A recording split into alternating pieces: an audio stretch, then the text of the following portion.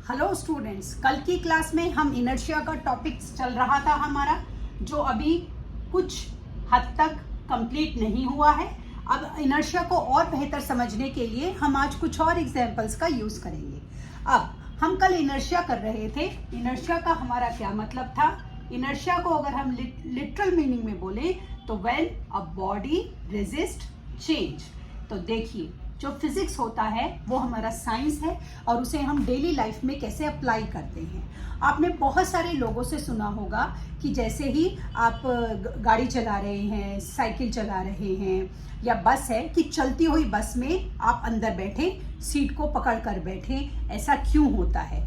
या कई बार ऐसा होता है कि अचानक से भीड़ से भरी हुई बस है और कई बार ड्यू टू सर्टेन, हम बोलें कि किसी वजह से, बिना किसी उसके भी, हमारे इंटेंशन ना होने के बावजूद भी कोई पैसेंजर जो है बस में से नीचे गिर गया। या कई बार आपको इतनी ज़्यादा जल्दी होती है कहीं जाने की कि गाड़ी रुकी नहीं, आपकी कार रुकी नहीं और आप फटाफट से गाड़ी के पूरी तरह से रुकने से पहले ही दरवाज़ा खोलकर बाहर निकलने लगे। या आपने बाइसिकल, आप साइकिल से कहीं जा रहे हैं और साइकिल को रोका ही नहीं और बड़ी जल्दी में हैं आप और फटाक से आपने उतरे तो आपकी साइकिल भी गिरी, आप भी गिरे। गाड़ी से भी जब आपने इस तरह से जल्दबाजी करी, आप भी गिरे और आपको चोट लगी। ऐसा क्यों होता है? ऐसा इसलिए होता है क्योंकि हमारी बॉडी रेजिस्ट करती है चेंज को। कैसे रेजिस्ट करती है चेंज को? जब बस, गाड़ी या बाइसिकल मूवमेंट में थी तो आपका शरीर मूवमेंट में था, मोशन में था। लेकिन जैसे ही आपने दरवाज़ा खोलकर या बाइसिकल से उतरने की कोशिश करी, ग्राउंड जो था आपका, जो ज़मीन थी, वो स्टैटिक पोजीशन में थी, वो आपको रोक रही है। लेकिन आपकी बॉडी किस में है? आपकी बॉडी मोशन में है, गति में है। क्योंकि मोशन में है और बॉडी रेजिस्ट चेंज, इसीलिए आपको एक फिक्स ग्राउंड रोक रहा है और आपकी बॉडी मोशन में है। दोनों चीज़ों में एडजस्टमेंट नहीं हुआ क्योंकि बॉडी रेजिस्ट कर रही है और आप नीचे गिरे और आपको बहुत तेज़ी से चोट लगी। अब ये आपको चोट कितनी ज़्यादा या कितनी कम लगेगी, ये डिपेंड करेगा कि आपकी बस, आपकी साइकिल, आपकी गाड़ी कितनी ज़्यादा स्पीड में थी। जितनी ज़्यादा स्पीड होगी, इनर्शिया उतना ज़्यादा होगा। इसी तरह किसी चीज़ का जितना ज़्यादा वेट होगा, उसका इनर्शिया भी उतना ही ज़्यादा होगा। कैसे? मान लीजिए आपकी जो लॉन टेनिस की बॉल होती है, आप उसको थ्रो कर रहे हैं और एक क्रिकेट की आपकी जो लेदर की बॉल होती है, आप उसको थ्रो कर रहे हैं। किसका इनर्शिया ज़्यादा होगा? क्रिकेट बॉल का इनर्शिया ज़्यादा होगा। क्रिकेट बॉल का इनर्शिया क्यों ज़्यादा है? क्योंकि उसका वेट ज़्यादा है। तो इसी तरह से हम इनर्शिया को समझते हैं। अब इनर्शिया के इस एक और एग्जाम्पल को बेहतर समझने के लिए हम एक टम्बलर का एग्जाम्पल लेते हैं। ये एक बहुत मतलब कि कॉमन एग्जाम्पल है जिसको हम यूज़ करते हैं इनर्शिया को समझने के लिए।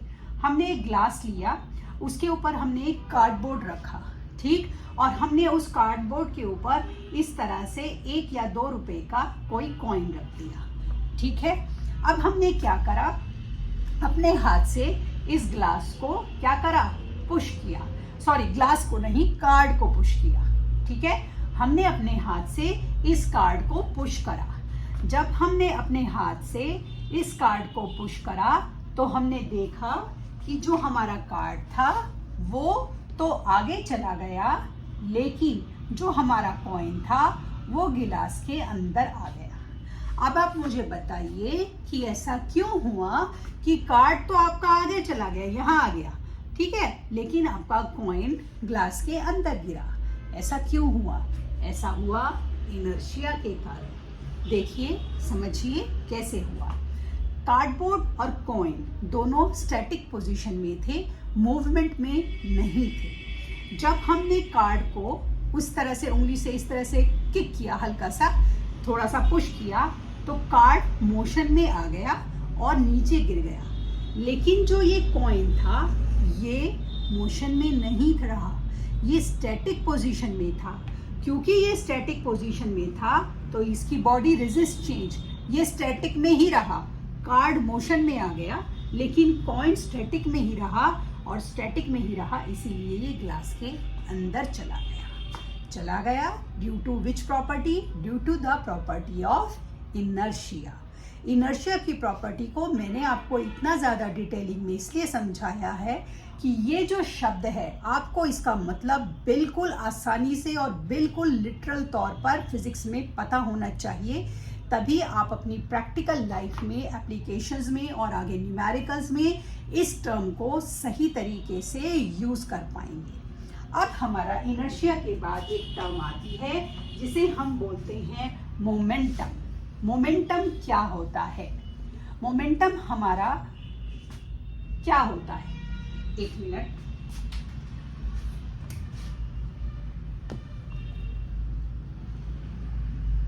मोमेंटम देखिए, मोमेंटम क्या होता है? बहुत सारी बुक्स में मोमेंटम की आपको क्लियर डेफिनेशन नहीं मिलती है। बच्चे बड़े परेशान होते हैं कि मैम मोमेंटम की क्या डेफिनेशन लिखी। आपको मोमेंटम की कुछ भी डेफिनेशन नहीं आ रही तो आपको सीधा लिख देना है momentum is equal to m into v. अब यहाँ पर मोमेंटम क्या है? Momentum is the product of mass and velocity. m क्या है हमारा? मास, और v क्या है हमारा? वेलोसिटी, और ये क्या है मेरा? मोमेंटम। ठीक है, अभी मोमेंटम जो है हमारा, मैं अगर मास को वेलोसिटी से मल्टीप्लाई कर दूंगी तो मेरा मोमेंटम आ जाएगा। जो मेरा मोमेंटम है, क्योंकि हमें इसको न्यूमेरिकल में यूज करना है, तो इसकी हमारी SI यूनिट क्या होती है? किलोग्राम मीटर, पहले लगा देगा, किलोग्राम मीटर पर सेकेंड। आपको बहुत ध्यान से ये याद रखनी है कि मोमेंटम की SI यूनिट जो है वो आपकी क्या है? वो है किलोग्राम मीटर पर सेकेंड। तो न्यूमेरिकल में अगर ये मीटर में नहीं है या सेकेंड में नहीं है, हमें इसे कन्वर्ट करना होगा, तब हम इस वैल्यू को न्यूमेरिकल में अप्लाई करेंगे। अब देखिए मोमेंटम होता क्या है डेली लाइफ में, इसको समझने के लिए समझिए कि ये होता क्या है मोमेंटम। मान लीजिए कि आपने कभी ऐसा देखा होगा कि जो बहुत सारे हमारे बढ़िया कराटे एक्सपर्ट होते हैं, वो बहुत सारी टाइल्स को अपना लगा लेते हैं और उसको एक हिट करते हैं हाथ से ज़ोर से, और वो सारी टाइल टक टक टक टक टक करके टूटती चली जाती है। हम बड़ा सरप्राइज हो जाते हैं, अरे वाह भाई कितनी फोर्स है इनके हाथ में, हमसे तो एक तीली भी ना टूटे, इन्होंने तो इतनी सारी टाइल तोड़ दी। ये कैसे होता है? जब कराटे एक्सपर्ट पहली टाइल पर अपने हाथ से हिट करते हैं तो क्या होता है? उनके हाथ की फोर्स से वो टाइल टूट जाती है, और जैसे ही वो टाइल टूटती है तो नीचे की टाइल जो होती है मोमेंटम लेते हुए धीरे धीरे धीरे अपने आप ही टूटती चली जाती है। क्यों? क्योंकि उन्होंने उस पर क्या लगाया? मास, फोर्स लगाई, अपने हाथ की फोर्स लगाई, एक बिल्कुल फिक्स डायरेक्शन में फोर्स लगाई और उन्होंने स्पीड से उसको मारा और अगली स्पीड से टाइलें फटाफट टूटती चली गई। तो ये होता है हमारा मोमेंटम। मोमेंटम जो होता है हमारा बहुत खतरनाक हो जाता है अगर स्पीड और मास, वेलोसिटी और मास बहुत ज़्यादा होते हैं। जैसे कि मान लीजिए कि कैसे होता है, एक क्रिकेट बॉल जो कि आपकी कॉक की बॉल है, ठीक है, वो है, और एक आपकी टेनिस की बॉल है। अगर दोनों ही सेम स्पीड से आ रही हैं तो आप बताइए आपको किससे ज़्यादा इंजरी होगी, क्रिकेट की बॉल से या टेनिस की बॉल से? ऑब्वियसली आपको क्रिकेट की बॉल से ज़्यादा इंजरी होगी। क्यों होगी? क्योंकि उसका मास ज़्यादा है। तो जितना ज़्यादा मास उतना ज़्यादा मोमेंटम। अब मेरे इन दो बातों को ध्यान से सुनिएगा। क्रिकेट बॉल, ठीक है, क्रिकेट बॉल और टेनिस बॉल, ठीक है, मान लीजिए दोनों का स्पीड सेम है और दोनों ने एक अलग अलग बच्चों को हिट करा, तो हमने देख लिया कि क्रिकेट बॉल से उस बच्चे को ज़्यादा चोट लगेगी। क्यों? क्योंकि उसका क्या है? मास ज़्यादा है। अब मान लीजिए क्रिकेट बॉल की स्पीड कम थी और टेनिस बॉल की स्पीड ज़्यादा थी, तो किससे ज़्यादा चोट लगेगी? ये डिपेंड करेगा कि टेनिस बॉल की स्पीड कितनी ज़्यादा थी और इसकी स्पीड कितनी कम थी। मतलब जो हमारा मोमेंटम होता है वो स्पीड से भी बहुत ज़्यादा डिफाइंड होता है। जितनी ज़्यादा स्पीड उतना ज़्यादा मोमेंटम। तो मान लीजिए अगर टेनिस बॉल की स्पीड बहुत ज़्यादा है और क्रिकेट बॉल की स्पीड बहुत कम है, तो मोमेंटम किसका ज़्यादा होगा? टेनिस बॉल का ज़्यादा होगा, इन स्पाइट की क्रिकेट बॉल का मास ज़्यादा है। क्यों होगा? क्योंकि उसकी टेनिस बॉल की वेलोसिटी स्पीड ज़्यादा है। तो जो मोमेंटम होता है वो प्रोडक्ट होता है मास और वेलोसिटी का। इसीलिए जब आप मान लीजिए ड्यू टू एनी अनसर्टेनिटी आप चलती हुई गाड़ी से कूद गए, आप चलती हुई बाइसिकल से कूद गए, तो आपको कितनी अमाउंट ऑफ इंजरी होगी ये डिपेंड करेगा उस गाड़ी की या उस बस की या उस साइकिल की जो हमारी वेलोसिटी है, स्पीड है, वो कितनी है। स्पीड जितनी ज़्यादा चोट उतनी ज़्यादा, क्योंकि मोमेंटम उतना ज़्यादा।